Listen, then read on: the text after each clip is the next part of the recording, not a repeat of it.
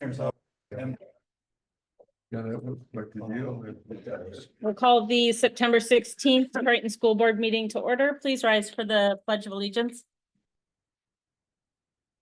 I pledge allegiance to the flag of the United States of America and to the republic for which it stands, one nation, under God, indivisible, with liberty and justice for all.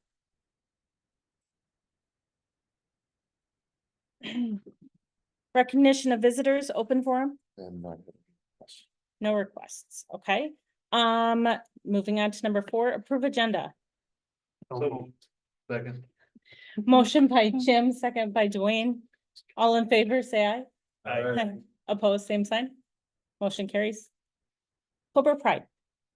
Yeah, I just wanted to take a minute to thank the custodial staff for all their work this summer. This was, I don't know, this was probably the best summer we've ever had since I've been here, as far as timing and everything getting done well before, you know, a lot of years you have that nervousness, like get going, we're gonna be behind, but I mean, all the hallways, everything, they just, they put together a great team and they did great work this summer, and I just wanted to recognize them for that. Thank you. Number 6, approved consent agenda. So move. Second. Motion by Rebecca, second by Dale. All in favor, say aye. Aye. Opposed, same sign. Motion carries. New business. 7.1, discuss approve overnight stay for students to attend the band and choir trip to Nashville, June 6th through 10th, 2025.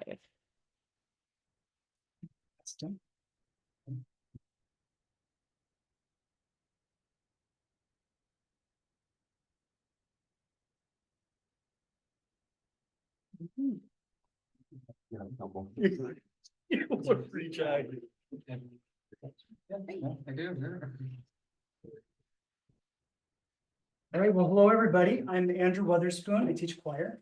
Hello, I'm Christine Eaton. I teach band. We would like to propose a trip at the end of the school year this year for concert choir and concert band. In the past, this has been an every other year trip, and it was always to Chicago. We both went on that trip 2 years ago, and it seemed like there was medium interest from students. Some were, some weren't, and the ones who went, you know, how was it? You know, did you like the trip? And they're like, oh, it's okay. So we started to explore the possibility of other things. Taking a bigger trip seemed to have interest. So then we're exploring different cities. Nashville is Music City, so we hope that it would have a lot of attraction for band and choir students. It would take longer to get there. It's farther away. So as we looked in the calendar, the time that seemed to work best is right after the school year is over. So if you'll look in your packet, if you're interested, on the 3rd page is a proposal for a 5-day, 4-night trip, June 6th through 10th, 2025.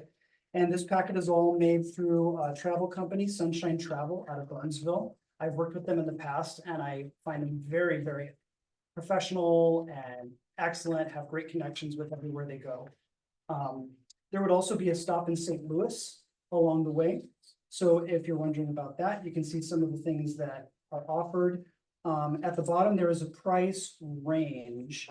We wouldn't know exactly how much it would cost per student until we have a number of students who sign up. So if approved, we would ask students and parents for a down payment, a non-refundable deposit, probably due in October. And that's their commitment. Okay, let's do this. I'm gonna go, here's some money.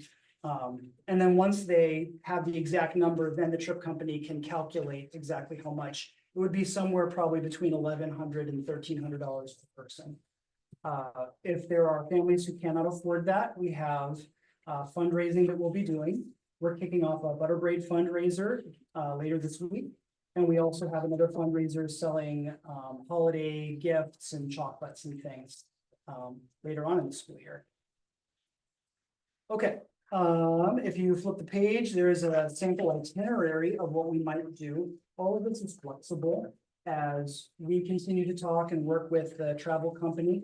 they could switch some things around with for us. She's getting preliminary ideas of different college professors we could do a clinic with, different music performances we could see, doing a tour of the Grand Ole Opry, things like that, music related, educational, stopping by the Gateway Arch in St. Louis, seeing some historic sites, things like that. This is entirely optional. No one in choir band would have to do it, but we hope that there's a lot of interest and we think it has excellent opportunities. So we humbly ask your consideration. Do you know if something like COVID were to happen, what's their refund policy? They went through That's all not that, just like happening. everybody, yeah. And I think they refunded everybody or rolled it forward into a future trip Okay. as much as possible. Gotcha, good. Yeah,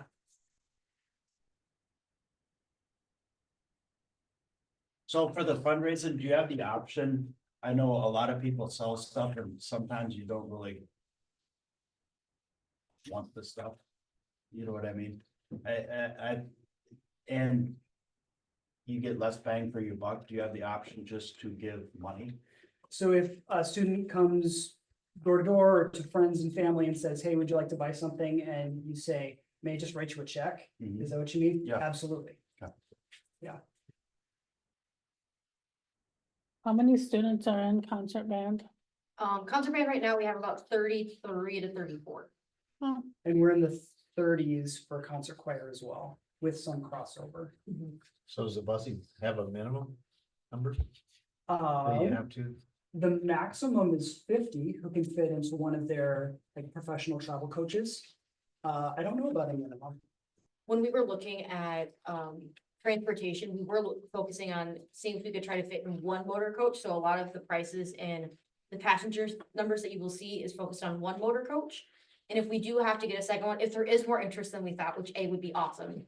But B, if we would have to get another motor coach, there would be an adjustment of prices along with that. So we would have to get that if we see that our interest numbers are higher than what we expected.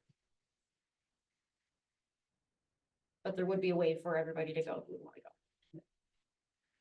And you might maybe want to reach out. I'm not sure what their protocol is, but reach out to the Booster Club.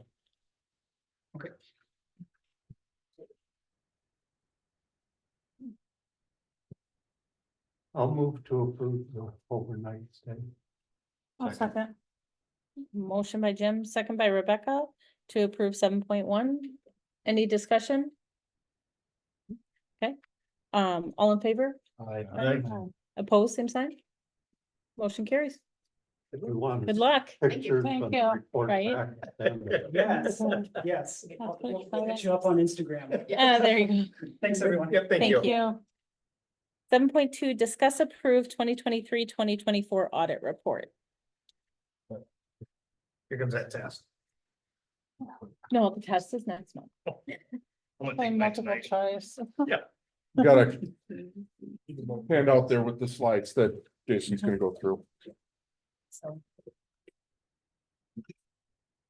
All right, good evening, everyone. It's Jason Boynton from Smith Schaefer. Be back with the board this evening to go over the results of the audit of the district's financial statement for the year ended June 30, 2024. I've handed out to everybody, there is a financial statements, and then inside the front cover, I have a couple of additional items, a letter I'll talk about in a second. And the PowerPoint is what I'm going to use to guide our presentation today, this evening. So just a quick summary of the audit. So we issued an opinion on the financial statements. So at the front of this book here, or a couple pages in, there's a letter that from Smith Schaefer that says, goes over what our responsibilities are, and that we're performing an audit of the financial statements. And that we issue an opinion on it, and our opinion is an unmodified opinion. A lot of people in that first bullet, you can see there, refer to that as a clean opinion. Which means that we think that the financial statements as they're presented here in this book are fairly stated in accordance with generally accepted accounting principles. In addition to issuing the opinion, we're required to do some additional work. The first area is legal compliance. So the state requires us to make sure that the district is complying with state statutes around things like, are we following the rules for paying our bills? Are we following the rules for bidding out projects if we have to bid, right? And so if as part of our testing that we do in the audit, if we come across something that we feel is an issue with those statutes, we're required to bring that to the board's attention, which you can see there we did not. We do issue an internal control letter that could, we have to gain an understanding of the controls here at the district, and those are procedures to make sure that we record things properly and everything gets recorded and those types of things. And if we come across an issue there, we're also required, there's a letter in the financial report covering that, but you can see we did not have any findings to bring to the board's attention there. Because the district gets over $750,000 in federal dollars in this last year, they're required to have a special audit. We call it a single audit, and it's basically procedures that we have to do just on those federal dollars to make sure that, again, the district is complying with the federal requirements. So everybody's got their rules that we got to make sure that we follow. So we do that work. That's additional cost over and above the normal audit. But you can see there we did not have any findings. And second to last, student activity accounts. So the state has rules about student activity accounts and making sure that the district complies with those rules. No findings. And then the last is an audit committee letter. So our audit standards require that we issue this letter to you. It's multiple pages. To sum it up briefly, it's basically if we had a problem with the audit or concern, we are required to put it in writing to the board. And that's what that letter covers. But as I just went through there, we did not have any issues. No concerns, no problems, nothing to bring to the board's attention. So everything went well. The short answer. That's a quick summary of the audit. Any questions about any of that before I? So all the districts in Minnesota, what percent failed audits? Was that 99.9 pass? But Yeah, it would be a better? pretty rare occasion where we would issue a report that wasn't unmodified. Because what happens is that, say, if we're performing our procedures and we find an issue, then we say, well, we found this issue, we should correct it. Right. And then the district says, okay, we'll correct that, right? Yeah. And then That's that's what- back in order, and so then we can issue the opinion on it. It would only be a situation where the district said, yeah, we're not gonna change that. Only happened, I think, once in my career. I've been doing it for 30 years, so, and it wasn't even out of school. Yeah. All right, that's a quick summary. So, financials are here, a lot of information in there. I'm not going to go through the report. That's basically we've taken information directly out of the report, summarized it to kind of give us a high level review of the district for last year. And with the charts that we put together, we can have multiple years presented here. So the first chart I put up here for you is just to kind of understand what's happening with the district, which isn't going to be anything new for you, but just realizing that, our student numbers are dropping. We were at 1,153 back in 2017, where we finished last year. Our ADM, which is average daily membership, which is a calculated number, but that's what drives our funding. That's what the state pays us on based on that number. And so we ended the year at 895, which was down about 8% from the year before. So we were down about 76 ADM when you look at 2023 compared to 2024. And about 22% going all the way back to 2017. So we do a lot of districts, rural districts. It's not uncommon to have declining numbers. That seems to be kind of the trend. But unfortunately, it's something we have to deal with. I think we talked in past years about, that drives a lot of our revenues are driven by that number. And so as those revenues are potentially coming down, we'll battle those with the expenditures. And so we'll look at that and see how we did this last year. All right, the first chart takes a look at revenue. Couple of things to note. So total revenue in the far right column was just under 16 million. So even though our ADM numbers were down, we actually saw an overall increase in all of our revenues in total. Okay. And I'll talk about that here in a second. Our buckets that we track revenue, property taxes, state aids, which includes all kinds of state aids, our federal money, and then other, which I'll talk about that as well. Property taxes this last year, we had about 2.8 million. Of that, 15.8 million came in through property taxes. Now our levy is actually about a little over 3.2 million. But the state pays a portion of our levy through the ag credit. Okay, so they reduce that, so it's not paid locally by taxpayers. So that's why that number is lower than maybe what you saw when you did your actual levy resolution. State aids, we would have expected that to maybe come down with that reduction in ADM numbers. But this last year, there were several things that would happened. We got additional special education aid. That was about 400,000 more than the year before. Okay, so that came in. So that was an offset to that reduction. Our gen ed revenue did stay about the same. One of the big things in the gen ed revenue is we got additional compensatory dollars from the state, and that's based on our basic skills or our compensatory dollars, which help be as an offset to that as well. Also, the state implemented their food service program for this year, where the state paid for meals for the whole year. Right, so we got another 250,000 in revenue. And then the state also passed some additional aids for supporting services. We have another 120,000 in additional aids that we didn't have in the previous year. So a variety of things that have caused that. But again, you can see with our numbers coming down, our revenues from the state has up till this last year has been relatively flat. Federal monies, I call this the COVID bubble. So we got a bunch of COVID monies in those years, which is why we got more. And so that's coming down as those dollars are no longer available to us. Then the last category is other revenue. So that's going to include things like our community ed fees that we charge. That's about 350,000. Our student fees for student activities that we collect, about 180,000. Investment income, food sales revenue. So we do still have some food sales revenue for a la carte stuff and so on. So that's all in that other category there. All right, that's revenue sources, breaking that down and on a percentage basis. So we get 70% through the state, through those aids, about 18% comes from property taxes. You can see the other two. Next chart looks at our tax levy history. So the levy is broken up into three components. You have your general operating levy here, which is in the gray color. The dark green is community service. So there's some of the levy goes toward community service activities. And then our debt levy is the tan color there at the top.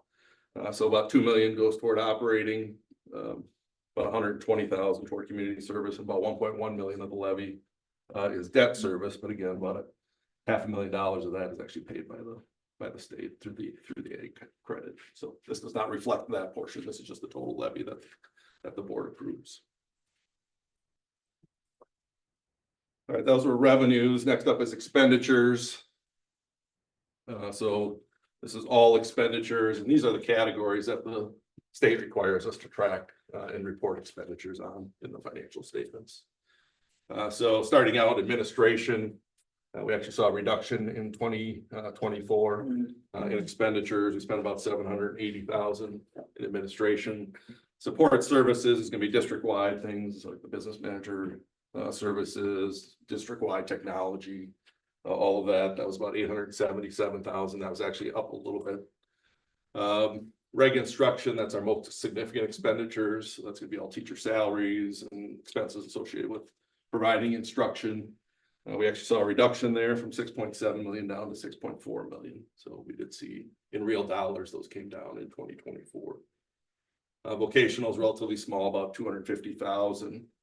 Special ed, that's continuing to increase. We spent about $2.2 million in special ed this last year, and that's up again from the previous year. So those increasing expenses is part of the reason that we were able to bring in additional special ed revenue, which tends to lag based on the reporting. Instructional support was 300,000. Pupil support, which is primarily transportation, that's about 1.2 million. Site buildings and equipment, that's all the utilities, maintenance, taking care of the buildings. That was about 1.1 million. Food service was 592,000, and then community service we spent about 645,000. Next chart, this just looks at the general fund, our main operating fund for the district. Revenues are in the gray, expenditures in the yellow, and then change in fund balance, which is in the green. If you look at 2024, our revenues for the general fund were about 13.1 million, which is pretty similar to the previous year. Our expenses were about the same as well. I'm sorry, they're actually down a little bit. So our deficit this year actually got a little bit better. We were at a deficit about 570,000, and that year we're at a deficit about 326,000 this last year. Now, if you look at the next chart, when we look at the fund balance, so deficit doesn't necessarily mean we're reducing our unassigned fund balance, which is our available fund balance, because we have things that fund balances, dollars that we've gotten that are restricted for certain purposes, certain activities. And so what you'll see here is unassigned actually increased in the yellow after having dropped for a couple of years previously. So we saw a little bounce back in the unassigned. And then that deficit was mostly spending out restricted dollars you can see from there to there, that dropped from about $1 million that we had in restricted dollars down to about 670,000. So we saw about a $350,000 drop. That was primarily staff development. You'll see in a second here. Spending out LTFM, which is long-term facility maintenance dollars that are specific for that, as well as our gifted and talented funds. I'll go to the next chart then. So these are some buckets of the restricted monies. So these are dollars we'll get from the state primarily, with the exception of student activities, that we have to spend them for those specific purposes. And so we keep track of those. And again, this is a history going back to 2017. So first one, our student activity accounts, those are set aside for those activities. That's why those are restricted. We spent the last little bit of safe school dollars plus the current year allocation. So there's no carryover balance in safe school, no carryover balance in operating capital. Medical assistance did increase. We have about 170,000 restricted fund balance there. LTFM, I'm sorry, the light blue is the current year, by the way. Only about 30,000 left at the end of fiscal 24. So we have been spending those dollars down on that staff development. You can see that was a pretty significant drop. So during COVID, we didn't have much staff development activities. And so we were able to spend dollars down there. We had still about 160,000 left over at the end of the year. And then about 25,000 in gifted and talented. So that's restricted. There's also assignment of fund balance. So this is at board's discretion. So we've just got 3 categories here. So there's only about $1,000 set aside in technology. Turf repair maintenance was actually 0. So we had set aside about $80,000.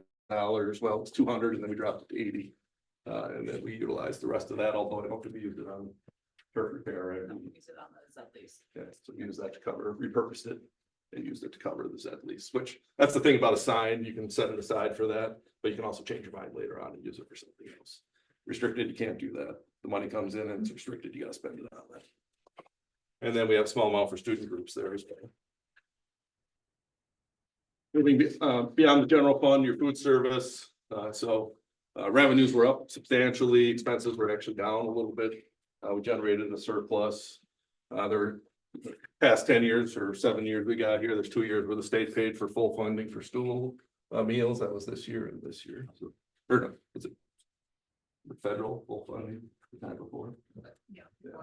Federal in 2022 in the state. So you can see participation is much higher when you offer free for everybody. So we did generate a surplus that goes on to the next chart.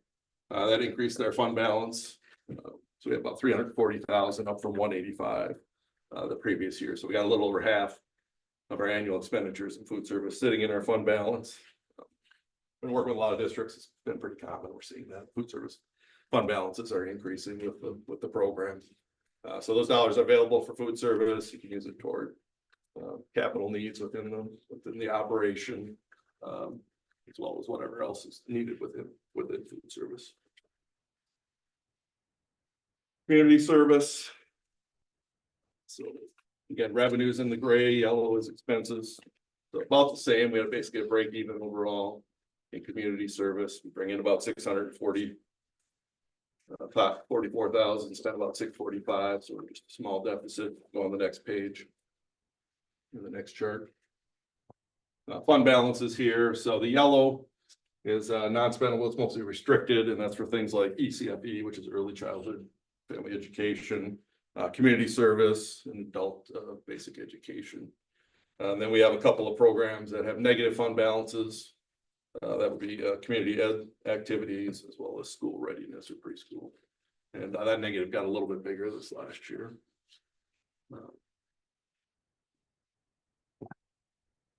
Moving on, debt service.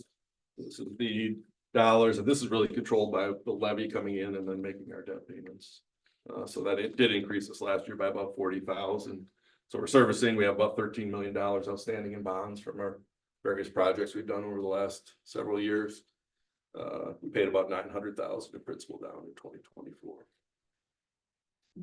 Last couple of charts. So basically we're just comparing, we're basically taking the real expenditure dollars and dividing them by ADMs to get to a per ADM cost for each of these activities that we're presenting here.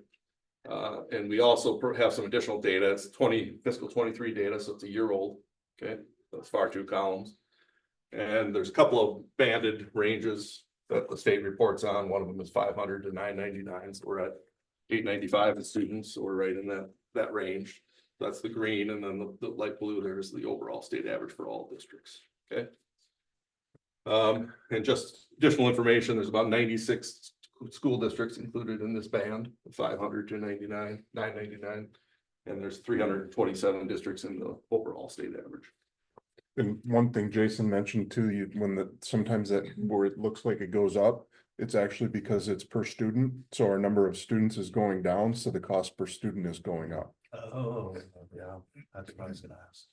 So if you look at 2023, just for illustration, our expenses were up a little bit in district school administration and support. So again, this is board administration, support staff, district-wide technology, and all those things that are grouped into here. But we only spent about $60,000 more, but because we dropped 76 in ADM on a per basis, that definitely increased it on a much larger amount. Also illustrative of that, if you go to the next chart. Regular instruction, we actually spent, if you remember earlier, we actually spent less in real dollars in the current year by about $400,000. So we would have thought that would come down, but you're down 76 students, your per student cost, it's still $7,100 per student. And again, comparing to a year ago at 6,200 for districts between 500 and 1,000 and the overall state average.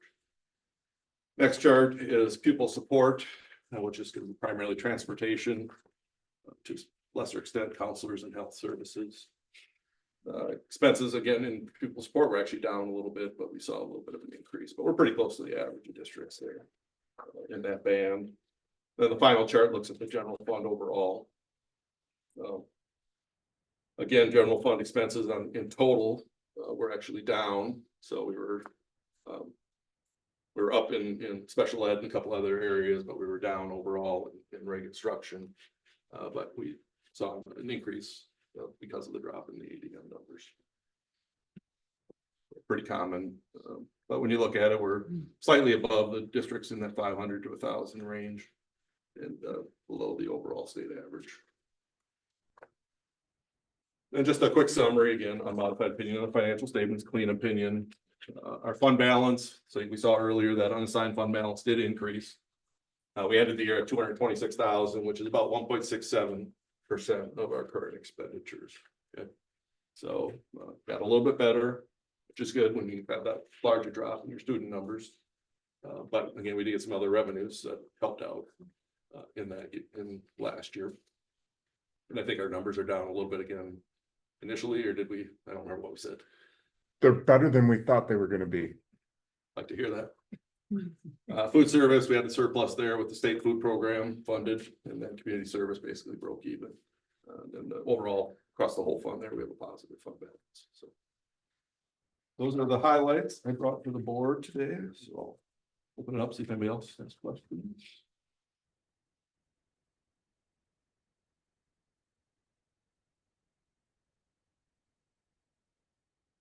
Thank you, Jason. Thank you. Thank you very much. Thank you. Appreciate it.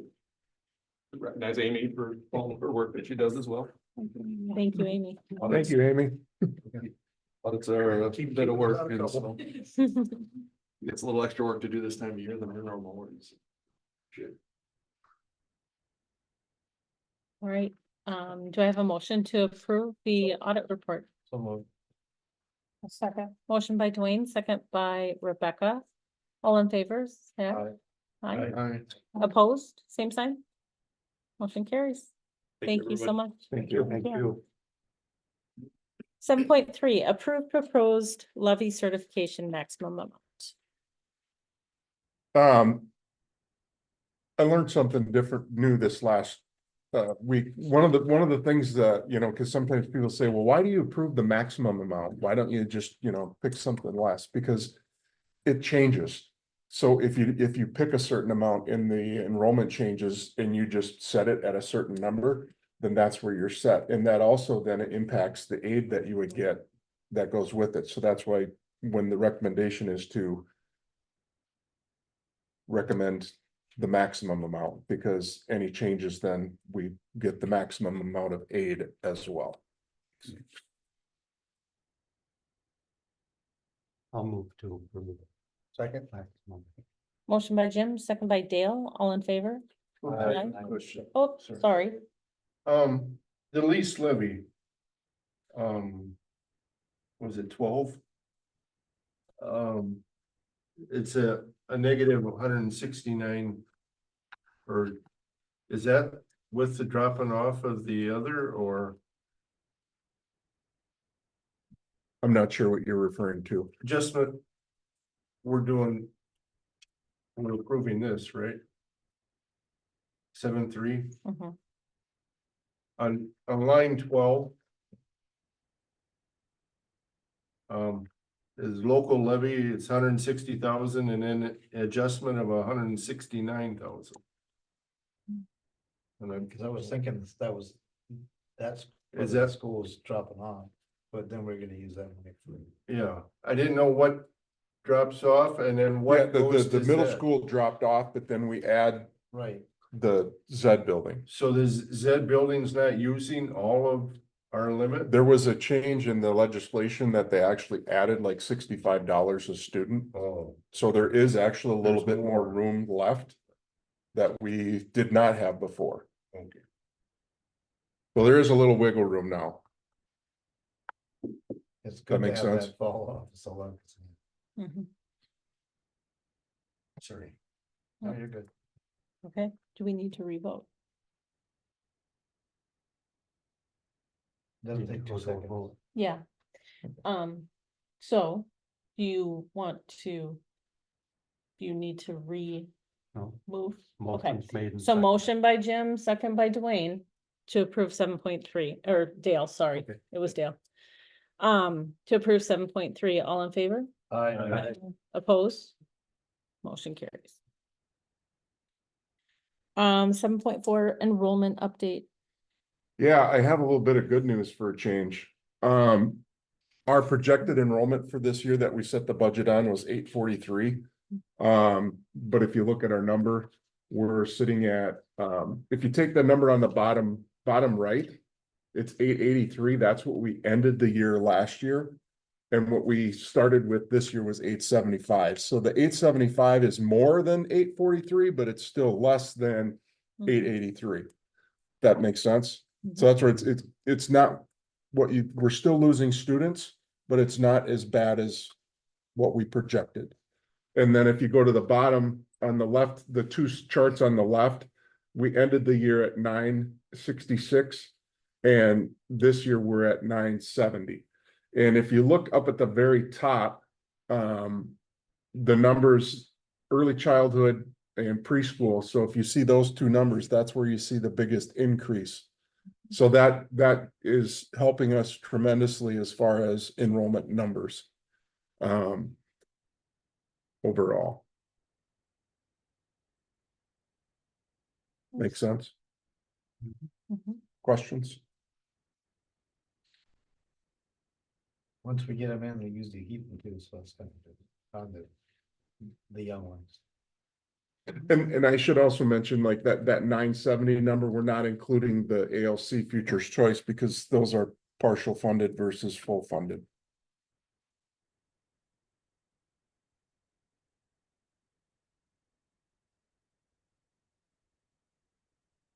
All right. 7.5, discuss policy updates. What I would like to do is just move down to the next number and I think we're at the 400s now, so I'll just send you an updated list of the ones that would need to be changed. And then I will get those to you so you can look at the ones that have any changes to them. 7.6, student council report. And Corey has slides this time. Yeah. Oh, wow. They're very fun. I'm going next one. Yeah. So first of all, we have 47 members this year, which is, I don't know exactly how many we had last year, but it's quite a bit more. So we're excited to have more people who want to get involved. So yeah.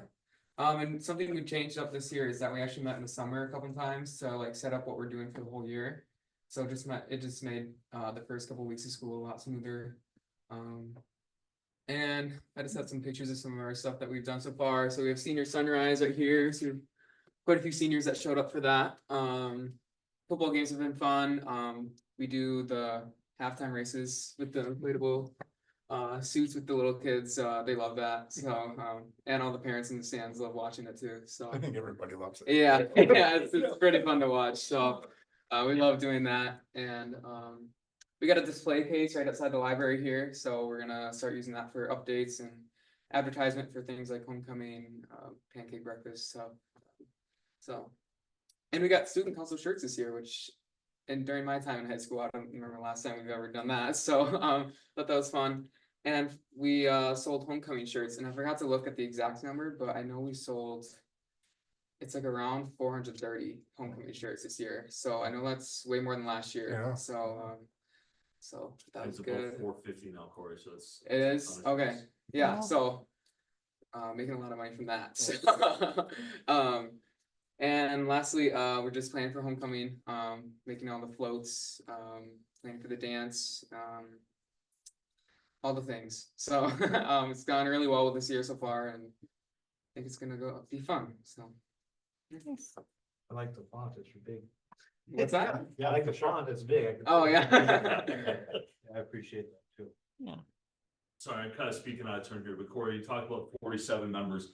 Previously with the student council, what would you say the representative of male to females on the student council was? I think last year there's like, including myself, there's like only like 2 or 3 boys. No, there's one, it was you. It was- Yeah, it's basically just me. So, this year we have, I don't know exactly how many we have, but, we have Well, 7 more. or 8. So, yeah, 7, 8-ish, so, improving anyways, so, just get more people, more of both.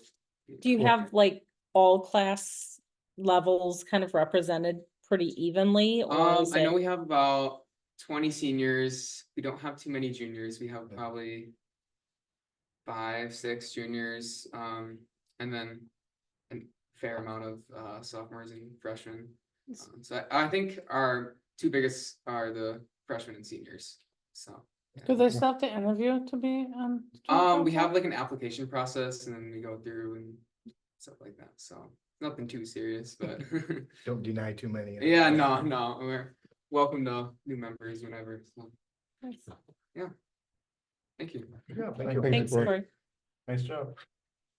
Yeah. Big font. 7.7 Zed report. We have not had a meeting yet. We'll have one Thursday. Thursday, Did you have one last week? yes. Cause they're gonna start having them. Yeah. yet. I did see the agenda and they are hiring some paras, like 4 or 5 of them. 4 or 5, yeah. And- Well, 4 specialized and then 1 regular. I don't know the difference between. I Yeah, suppose the guess so. specialized are more certain assignments that they have, But they're filling, at least they're getting people. people to apply. And then for discussion is gonna be the solar Mhm. project. What that means, I don't know, but.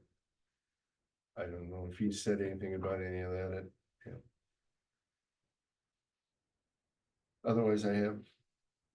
Nothing. Else.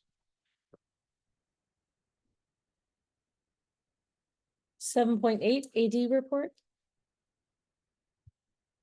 Hi, everybody. Sorry, I didn't take Corey's lead on my font size, but I'll do my best to summarize.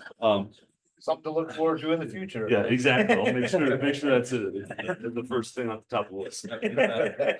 Today there was a high school league area meeting in which they talked a lot about that 9th grade governance that Craig has talked about previously. And so basically, currently, the high school league only governs students in grades 10 through 12, as well as any students that are participating on a varsity, junior varsity, or B squad team. And so moving forward, there will be a vote between October 4th and October 18th that the high school league is postulating to include 9th graders in their governance. All right. And basically what it's going to do is it's going to create high school league teams and non-high school league teams. And so what the big issue that's going on right now is that you're having players such as that are in like grades 7, 8, and 9 that are participating on like B squad, JV, or varsity teams, and then going back and playing in the junior high or C squad teams, which is technically against the bylaws of the state high school league. And so ultimately, what they are telling us is going to happen is that you're going to ultimately create all of these different high school league level teams. So for instance, we would have multiple C squads and then be able to communicate within our schools on the specific level of the C squads or those ninth grade level teams to make sure that we don't have junior high students that are bouncing back and forth between different levels and ultimately messing with their eligibility as well as the eligibility of our teams. So I can provide some more information with some specifics on this, but what I would tell you is that this is overall a good move for the high school league to be able to clean everything up, to make sure that you can take the gray area out of whether a student is eligible to participate at a specific level after playing at one of the high school governed levels, if everybody can follow me there, okay? And so I think there's going to be a learning process, because I can tell you that almost every single activities director at the meeting today kind of had like a specific example that they were scratching their heads on of where they possibly violated a bylaw or two, right? But I think that's what people have found is that that's commonplace over time. Okay, and so this is trying to clean it up so that everybody can have the set of expectations that everybody's fulfilling going forward. So what you would see from our structure is that we would create either high school league teams or non-high school league teams. And if a student is on a non-high school league team, they would not be able to compete against the high school league team. Or if they were on a non-high school league team and we move them up to a high school league team, they're no longer eligible to go back to the non-high school league team. Follow me there? Okay, so the clarification and language will be different, but I'm trying to describe it in lay terms so that we can move forward with it in an easy process. But overall, I think it's a good thing. I'll work with Schlick and Dale on just making sure that we are in accordance with our vote. Okay. Yeah, because wrestling will be just kind of a whole different. Correct. Yep. There's each sport is going to be individually have to be crafted to work out the hurdles that we face with it. As Corey mentioned, we've got homecoming coming up. So we've got coronation, boys volleyball, and the Powder Puff football game. We got the parade coming up. We got the volleyball game during the school day on Friday. And that's going to put us right into the homecoming tailgate in the football game. So it's kind of crazy that homecoming's right around the corner here. But I think we're set up to have another awesome week and provide our students with a bunch of experiences that they can thoroughly enjoy. So, any questions for me? Awesome. I appreciate everybody. Have a great night. Yep, thank you. I'm gonna be out at the soccer game. So if somebody needs something, give me a call. Okay. Thank you. Thanks, Corey. And then there was. 7.9. I didn't see him back there. I thought he left. Principals reports. That's my blind spot, didn't you?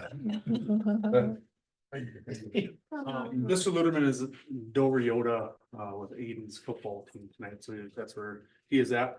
But I'll take the first couple slides. We're off to a great start of the school year in all three buildings. We want to recognize our new teachers working from left to right. First off on the left, that was Jack Hager. He's a long-term substitute for special education in the high school. Next to him is Julie Fox. She's been a longtime paraprofessional here. Come to find out last year that she did have a 4-year degree. So we applied for a teaching license and she's working in our ECSE program, doing a fantastic job. Right in the middle, that is a brand new title teacher. Her name is Carlin Buchanan. She's part of Mariah, Sarah, and Carlin's title team.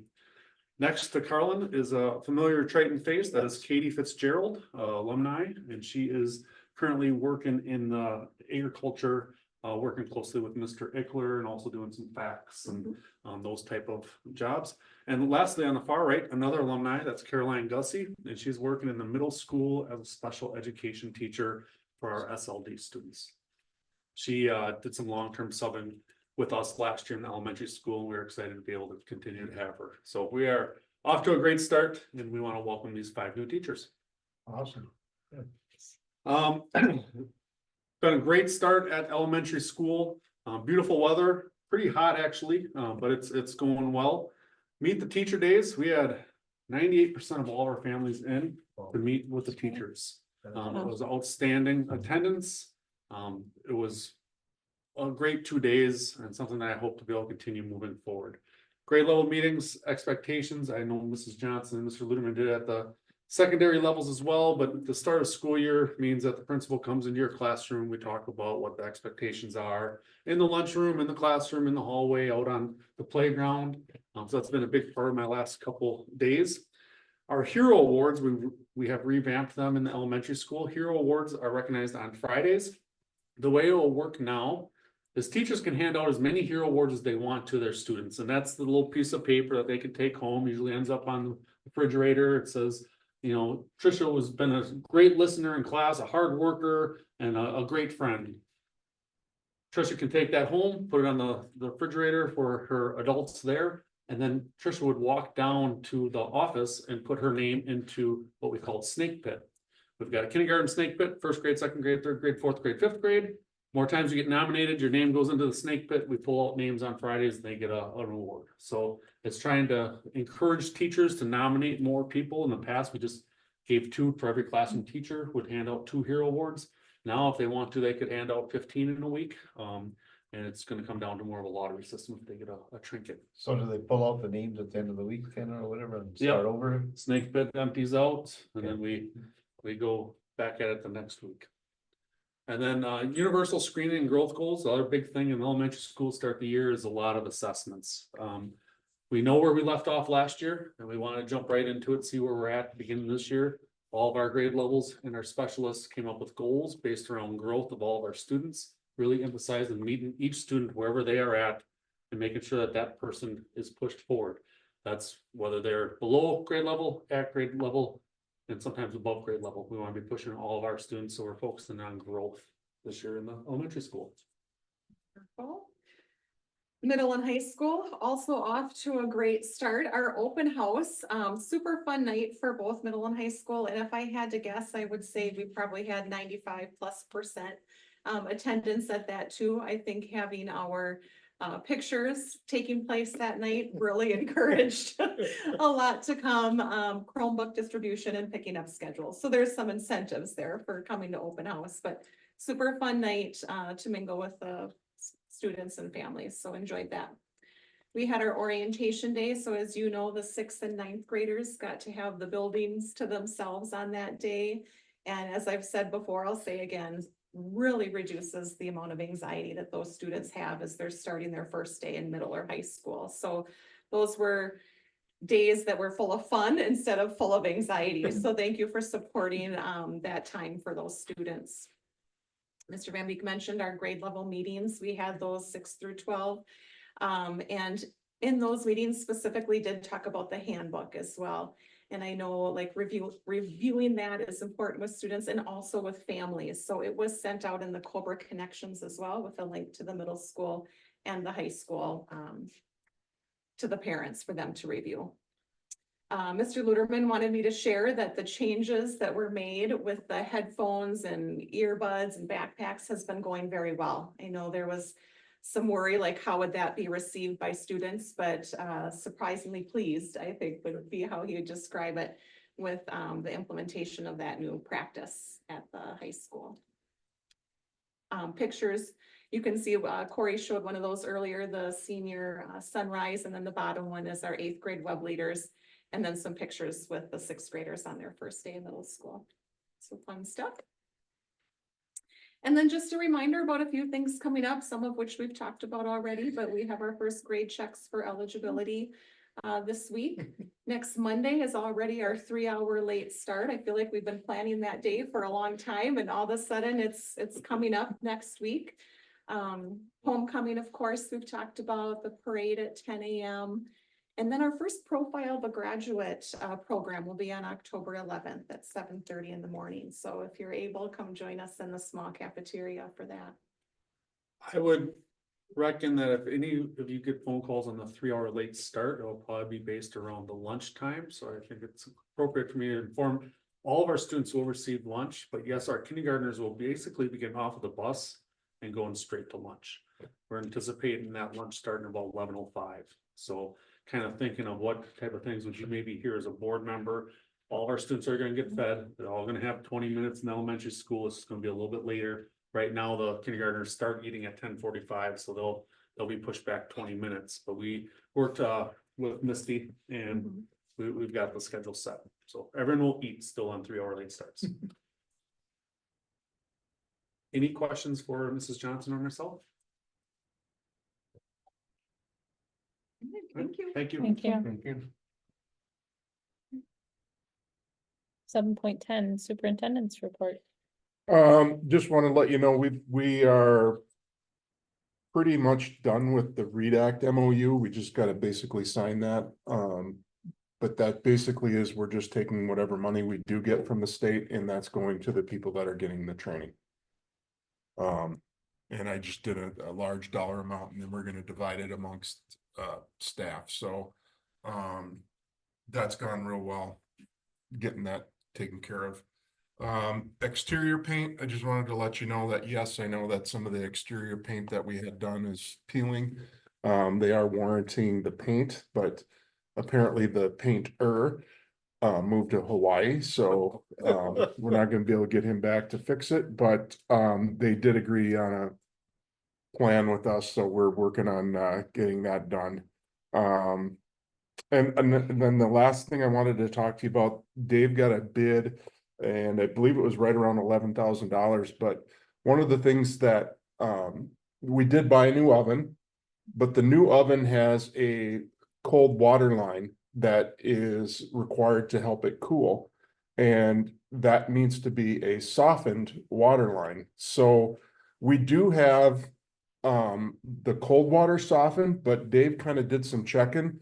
And there is actually a portion of the water that's not softened.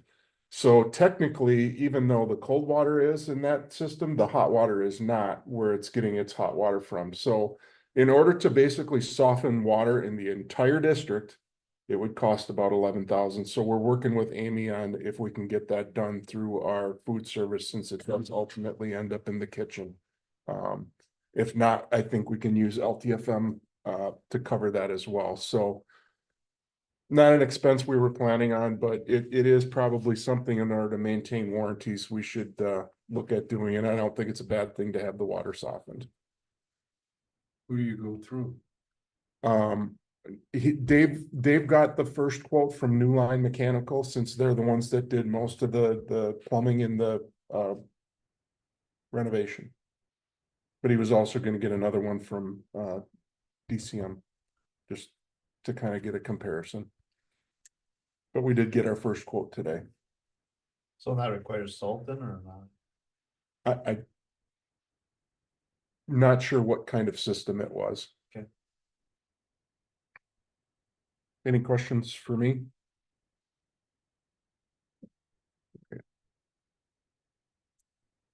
Any other new business? Okay.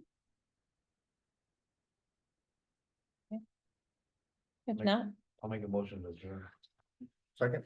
motion by Dwayne, second by Dale, all in favor? Aye. Motion adjourned. Very boisterous.